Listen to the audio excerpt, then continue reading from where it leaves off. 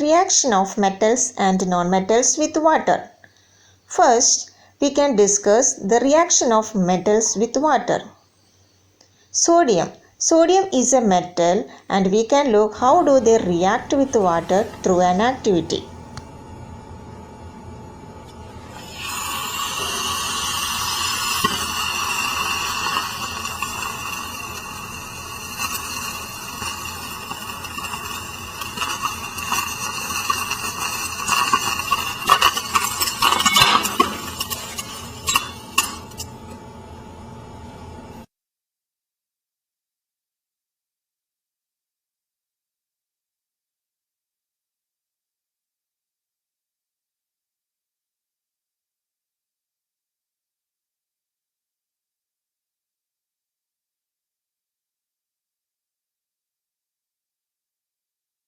Now, potassium is also another metal which can vigorously react with water.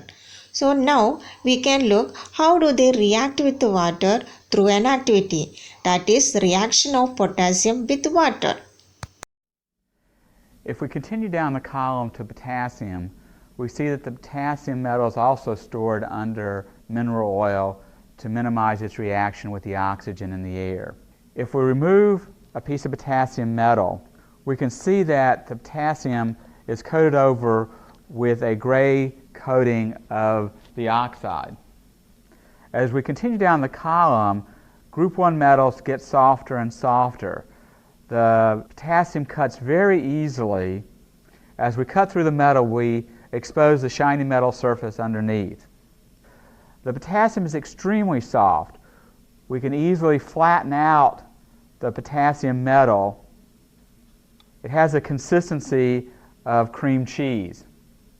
The potassium is a metal and is an excellent conductor of electricity.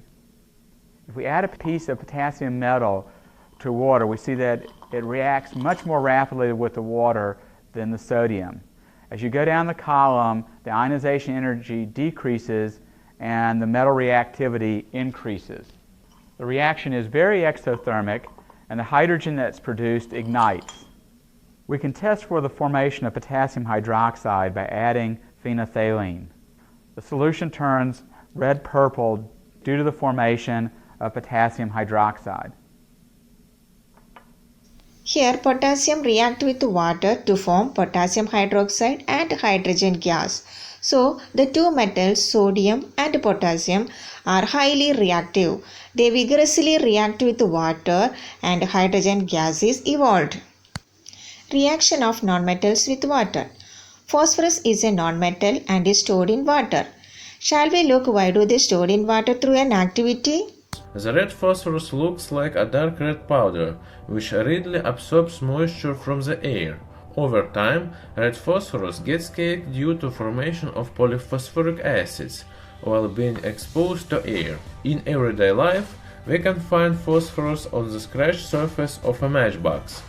During the friction process of a match with the box, the potassium chloride contained in the match head oxidizes the phosphorus, releasing heat that ignites the composition of the match head. Red phosphorus burns well in air, and of course, it burns even better in pure oxygen. In a flask filled with pure oxygen, the burning phosphorus emits huge amounts of light. This reaction can be used for lighting up a large space. The smoke produced in the bulb is nothing more but the phosphorus oxide, from which it is possible to obtain calcium zinc phosphate, which is used for coating the insides of fluorescent lamps as luminophore, in addition to the red form, which is more or less stable.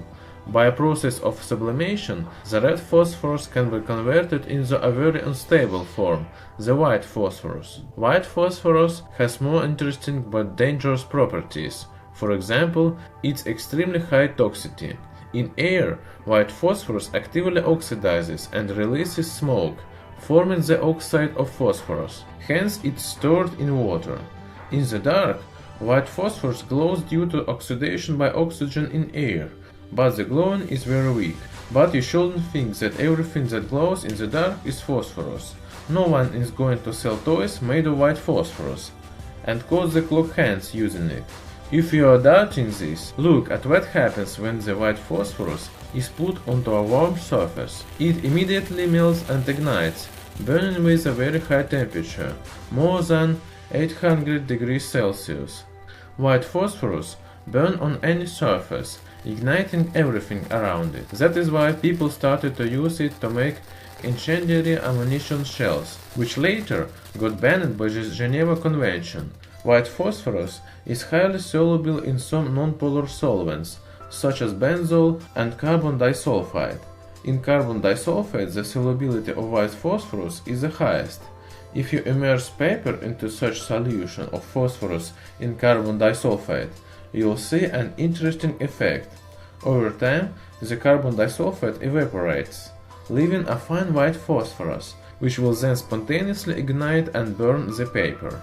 According to some skeptical scientists, exactly this reaction is used as a demonstration of the phenomenon of virtual fire in Jerusalem. Also, the solution of white phosphorus in carbon disulfide was used for the self-igniting Molotov cocktail. Non-metals do not react with water, but it is very reactive when exposed to air.